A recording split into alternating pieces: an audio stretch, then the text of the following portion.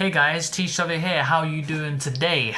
Right, so this video is a sort of response and a sort of talk about a current dispute that's going on between Glasgow Yu-Gi-Oh! And Mega Capital G. Now, you probably heard of Mega Capital G. You might have heard of Glasgow Yu-Gi-Oh! An up-and-coming tuber at the moment, which I'm pretty cool with at the moment. So if you guys want to check out both of their channels, you probably know one, but you want to check out the other, count in the description down below, and you can go along and have a look at those. But basically, they're having a dispute right now, talking about how PayPay has been hit. I'm not going to have a talk about the adjusted list because honestly, that ship has sailed. But I feel like some people are taking this in a different way than others. Glasgow Yu-Gi-Oh! Has posted a half-an-hour discussion, very insightful, very thoughtful discussion, talking about the game, talking about Mega Capital G's response and how he feels about the deck, and how Mega Capital G basically posted a video saying, "These salty as fuck PayPay players need to chill out and get over themselves." That is a very brash statement to make, but honestly, there's a lot of discussion in there at all, and you know, I think Mega Capital G's like, whoa, everyone's having an argument. But honestly, I just want to track in my few points, and I kind of hopefully people can have a little talk about it.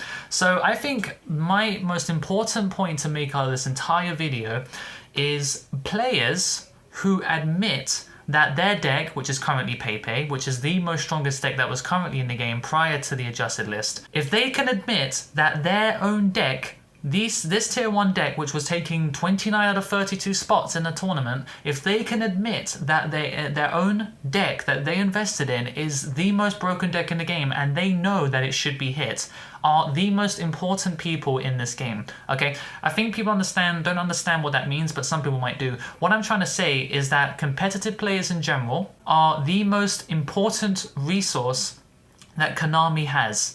I think people understand, if you've ever worked in a job, any kind of job where you are a person, a small cog in a very large machine, okay, if you work in corporate, retail, anything, right, you will understand very quickly that it's not about your money, it doesn't matter about your whatever, right, it doesn't matter what you can do, right, it also matters about you as a person, okay, your existence in this company is what makes the company what it is, okay? You need to be part of it, okay? This is exactly what Yu-Gi-Oh! Is about. It doesn't matter how many players are in this game, okay? If most of them are competitive, then the game is strong, okay? The game has a lot of longevity going forward, okay? So competitive players in this game are the greatest resource that the game has. The casuals, okay, the casual players who play tier 3, play tier 4, whatever, right? They are the minority, but the competitive players are at the top, okay? Okay, let's think of something else where the people at the top make the decisions. Oh yeah, basically society, right? Let's think about it. Politicians at the top, right? They are the ones who call the shots. They're the ones who are in the House of Commons in England, for example, and they're the ones who chuck their hats in the ring. Everyone goes, that's a fantastic idea, let's implement that, okay? They put it into the constitution or whatever we have in this country. I don't even know what it's called, right? The laws, right? So the people at the top are the ones that call the shots, and the people at the top are the YCS winners, the people that frequently attend competitive events, who are committed to this game on a competitive level. So what happens when you take a deck that has only been out for 18 days, or however many days it was, about 3 weeks, and you just say it's gone, okay? What you are doing, right, is tampering with a collection of people who form the most important people in your company, right? You can have your people who work in your company, and that's fine. You have the judges, you have the HR, you can have the CEO, whatever. But the most important people in this machine here are the people at the bottom, the people that keep the whole thing standing on its legs, okay? The competitive players are those people. So what you have done is you have basically middle-fingered the most important people in your company, and this is where the argument, this is where the disputing is coming in. Basically, Mega Capital G is saying that everyone needs to chill out and no one's going to quit, and it's like, no one's going to quit.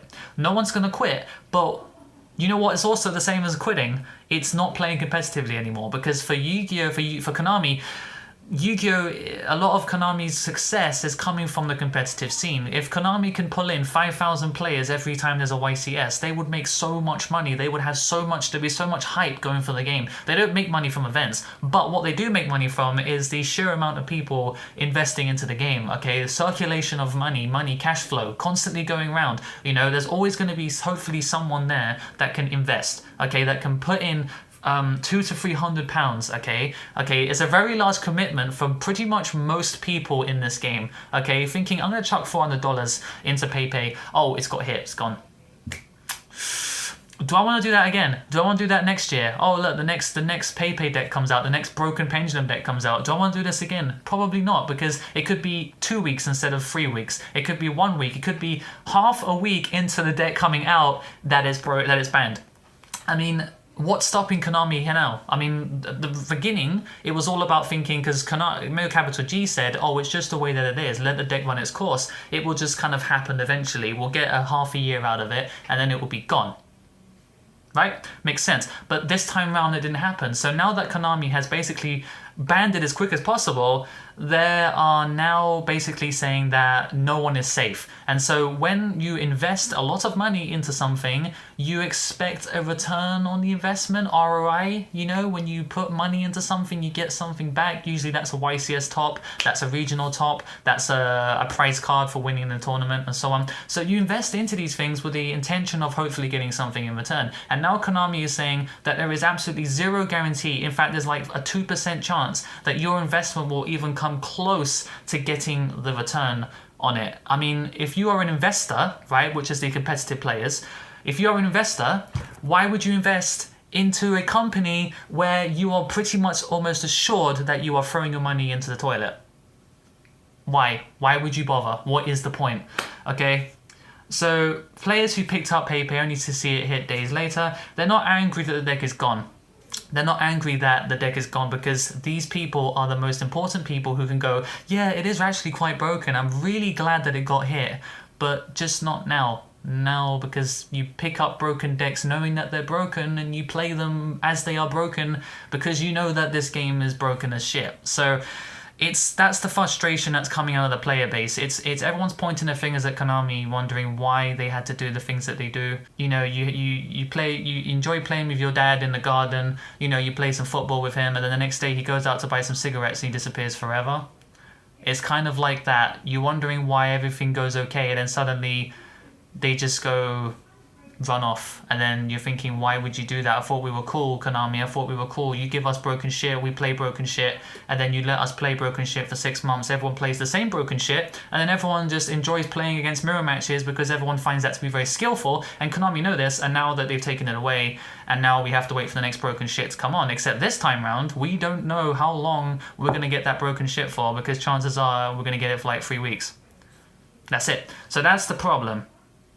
Going forward, I think that Konami needs to let a deck run its course and manage their PR better, right? If they want this game to survive in a competitive sense, they need to sort out their PR, okay? And that means public relations. That means basically not always doing the correct thing, but doing the thing that's going to benefit the company in the long run, okay? The long run thing to do is to not make fucking drastic changes all the time, okay? Sometimes it's about keeping things cool, keeping things how they go, because if people invest into a deck knowing they're going to get a half a year out of it, then they will always do it forever. Even if their deck gets hit, it's not about the deck getting hit, it's about when. Always. It's not if, it's a when. They know their deck's going to get hit. So that's it. So anyway, comment down below your opinions. I'd like to hear your thoughts on it, and I hope to see you guys in a few days. Don't forget to like, comment, subscribe, and check out the channels down below. I'll post them in the description. So anyway, thanks for watching, guys, and until next time, the Thetcglover is out.